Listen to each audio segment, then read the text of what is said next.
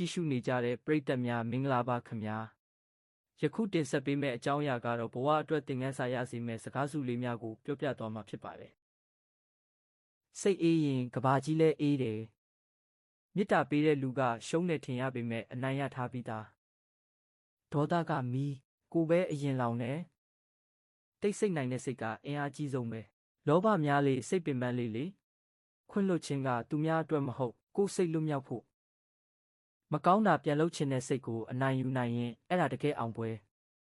ဘဝမှာယူသွားလို့ရတာပစ္စည်းမဟုတ်ဘူးကောင်းမှုနဲ့အကျင့်ပဲစိတ်ကောင်းရှိတဲ့လူဟာတိတ်တိတ်လေးလေးနေတဲ့မိအိမ်လိုပဲတချို့အေးချမ်းမှုတွေကပတ်စံနဲ့မဝယ်နိုင်ဘူးကိုယ်စိတ်ကိုနိုင်တဲ့နေ့ကဘဝကိုစပြီးနိုင်တဲ့နေ့ပဲမေတ္တာစကားတခွန်းကလူတစ်ယောက်ရဲ့နေ့တစ်နေ့ကိုကဲတင်နိုင်တယ်